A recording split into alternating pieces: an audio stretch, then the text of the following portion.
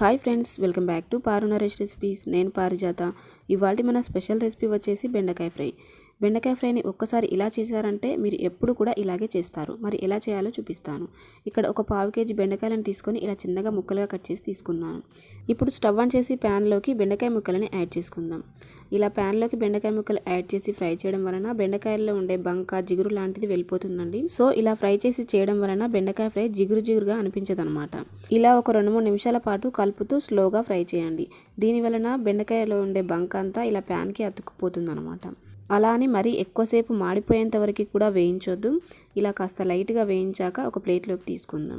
ఇలా అన్నీ తీసుకున్నాక మీరు కావాలంటే ఇదే ప్యాన్ని కడిగైనా తీసుకోవచ్చు, లేదా వేరే ప్యాన్ అయినా తీసుకోవచ్చు. నేను ఇక్కడ ఇదే ప్యాన్ని కడిగి తీసుకున్నాను. ఇప్పుడు ఈ ప్యాన్లోకి ఒక 2 టేబుల్ స్పూన్ల ఆయిల్ తీసుకోండి. ఆయిల్ వేడయ్యాక 1/2 టీ స్పూన్ ఆవాలు, 1/2 టీ స్పూన్ జీలకర్ర వేసి ఫ్రై చేయండి. ఇవి ఇలా కాస్త చిటపడం అన్నాక మీడియం సైజులో ఉండే ఒక ఉల్లిపాయను సన్నగా తరిగి యాడ్ చేయండి.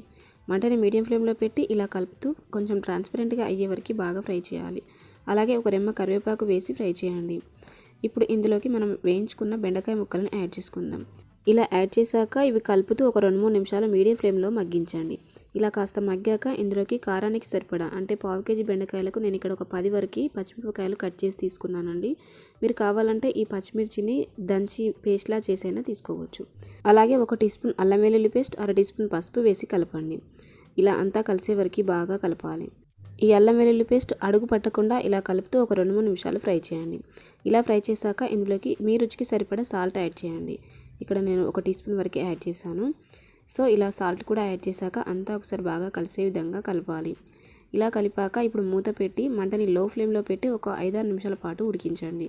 చూడండి, 5-6 నిమిషాల తర్వాత పచ్చిమిరపకాయ ముక్కలు, బెండకాయ ముక్కలు ఇలా చక్కగా ఉడికి ఉంటాయి. ఇప్పుడు చివరగా కొంచెం కొత్తిమీర తీసుకొని అంతా ఒకసారి బాగా కలిపి స్టవ్ ఆఫ్ చేసామంటే ఎంతో టేస్టీగా బెండకాయ ఫ్రై రెడీ అయిపోతుంది. ఇది వన్ ఆఫ్ మై ఫేవరెట్ అండి. మీరు ఓసారి ఇదే ప్రాసెస్లో ట్రై చేయండి. ఇది కూడా మీ ఫేవరెట్ అయిపోతుంది. అంత టేస్టీగా చాలా బాగుంటుంది.